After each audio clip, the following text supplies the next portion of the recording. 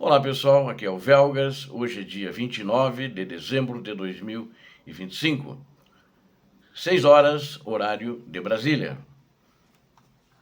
Últimos acontecimentos em 28 de 12 de 2025. Os resultados da negociação entre Trump e Zelensky. A Ucrânia controla o norte de Pokrovsk e Mirnohrad. Mais de 300 voos cancelados em Moscou devido a ataques da Ucrânia. A Rússia não controla Oliápole. É tudo fake news. Quero convidar você que não é inscrito, inscreva-se no canal. Peço a todos que deem um like, fortaleçam o canal assim. Também peço que compartilhem com suas redes sociais e façam seus comentários, que são sempre muito bem-vindos. Muito obrigado e eu conto com vocês. Zelensky e Trump não resolveram a questão de Donbass. Acho que era o principal item da pauta, que é a cessão territorial da Ucrânia para a Rússia. Não vai acontecer, né? Isso não foi resolvido. E também a questão da usina de Zaporizhia, em uma administração conjunta entre Rússia e Estados Unidos, também não foi resolvida. Porque a administração entre Rússia e Estados Unidos é a Rússia, né? Na realidade, a Rússia está mais aliada e vice-versa, Estados Unidos com Rússia, do que com a Ucrânia, sem dúvida nenhuma, até pela postura do presidente Trump. Durante as negociações entre o presidente ucraniano Volodymyr Zelensky e o presidente americano Donald Trump, não foi possível resolver a questão de Donbass. Trump e Zelensky falaram em coletiva à imprensa após a reunião. Trump afirmou que as partes estavam perto de chegar a um acordo sobre a questão de Donbass. Essa questão ainda não está resolvida, mas estamos muito perto de solucioná-la. É uma questão muito complexa, mas estou confiante de que conseguiremos resolvê-la, disse ele. Em resposta ao comentário de um jornalista de que a posição russa é que a Ucrânia deveria deixar todo o território da região de Donetsk. Mas essa questão ainda será resolvida. Acho que estamos caminhando na direção certa. Mais tarde, Trump também expressou a opinião de que a questão dos territórios da Ucrânia tomados pela Rússia seria resolvida nos próximos meses. Acho que vai longe ainda, isso aí não vai ter solução mesmo, né? Por sua vez, Zelensky também classificou a questão de Donbass como muito complexa. Aí diz Zelensky: vocês conhecem nossa posição. Devemos respeitar nossa lei, nosso povo e nosso território. Nós e os russos temos posições completamente diferentes aqui, disse ele. Quando falamos de um referendo, esta pode ser uma das chaves. Existe a oportunidade de votar no parlamento ou realizar um referendo, acrescentou Zelensky. Nessa reunião entre o presidente Volodymyr Zelensky e o presidente americano, aconteceu ontem, né? Ontem na parte da tarde, mais no final da tarde, aqui no nosso horário brasileiro, e ela foi na residência particular na Flórida do presidente americano, que também é um clube de golfe, chamada Mar-a-Lago. Esse clube de golfe é o local onde fica a residência particular do presidente. Do presidente americano. Antes da reunião com Zelensky, na parte da manhã, ele falou aproximadamente 1 hora e uns 15 minutos com o presidente da Rússia e ditador Vladimir Putin. O Trump falou, né? E o que mais choca é que a reunião com o Zelensky não deu em nada. O Zelensky já sabia que não ia dar em nada, até eu comentei que não vai dar em nada essa questão de territórios e de retirar as tropas, mas as tropas da Rússia ficam, não é uma zona desmilitarizada, não vai dar em nada. Mas eles chegaram a um resultado, segundo o Trump, de que eles discutiram que vão formar 2 comissões. Uma comissão entre Estados Unidos e Rússia apenas, que acho que isso é um avanço para a Rússia, é isso que Putin quer na sua reabilitação, inclusive econômica. Vamos fazer um grupo para discutir e negociar uma questão de segurança, uma segurança, acredito, nuclear entre os 2 países, mundial, ele não deu detalhes, né? E também sobre a questão econômica, das relações econômicas entre a Rússia e os Estados Unidos da América. Na realidade, o que menos interessa para Trump, que finge que está sendo de fato um mediador, não. Ele está fazendo os interesses dos seus negócios pessoais. Esse é o fato, não adianta negar, não adianta tapar o sol com a peneira. O 7º Corpo do Exército das Forças Armadas da Ucrânia relata controle confiável ao norte de Pokrovsk.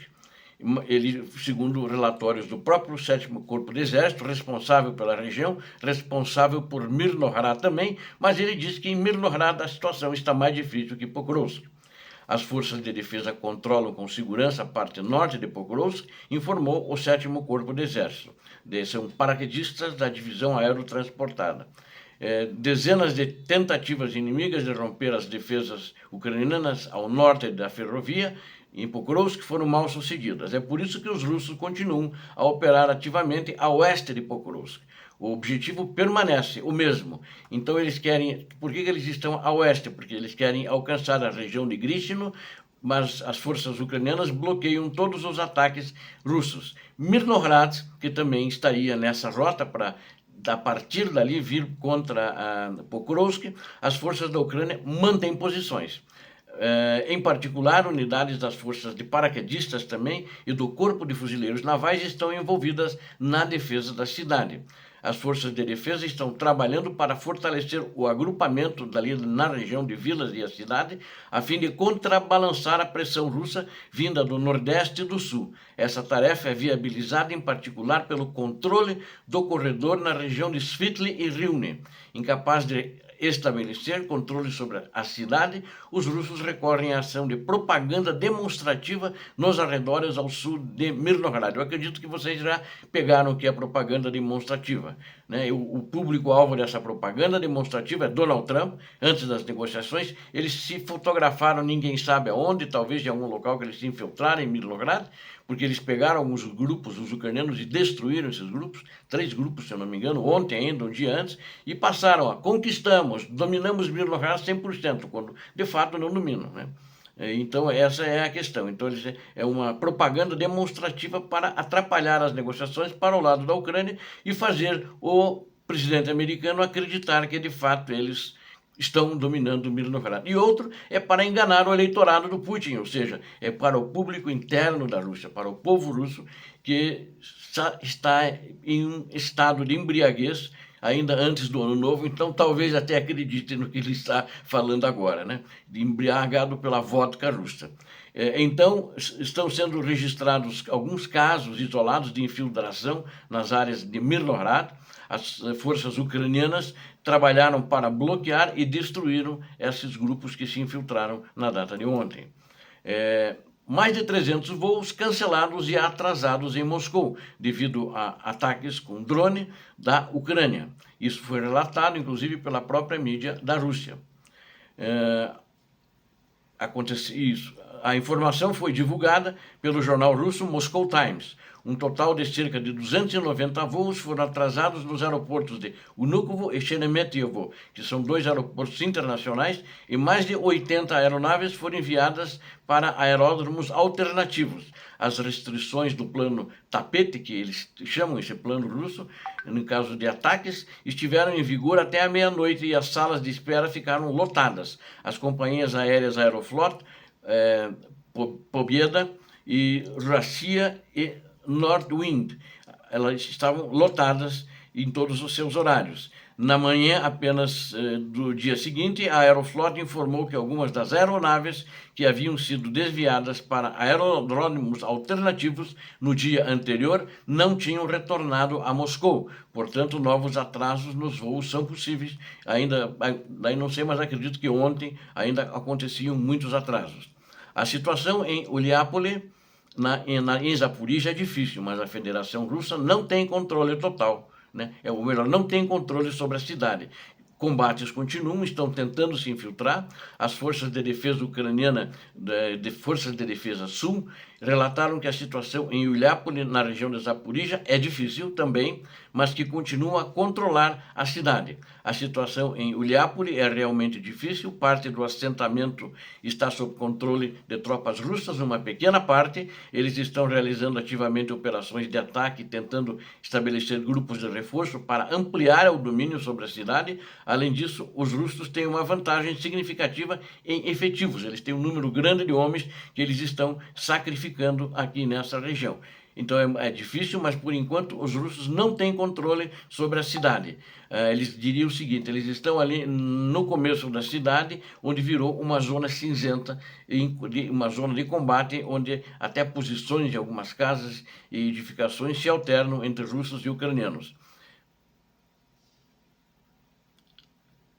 As declarações de Putin e os relatórios de Gerasimov sobre Ruliapel lembram a situação de Kupiansk, que eles disseram que já capturaram diversas vezes. A pressa dessas guerras relâmpago se deve ao próximo encontro, na realidade se deveu, né, o próximo encontro da Ucrânia, que também em alguma região que ninguém sabe onde, ninguém identificou como Ruliapel, eles andaram tirando fotografias e dizendo, ó, conquistamos toda a cidade, quando na realidade isso não aconteceu. É para uma propaganda russa, para eles mandarem para Donald Trump e também para o embriagado de vodka antes das festas do Ano Novo, o povo russo.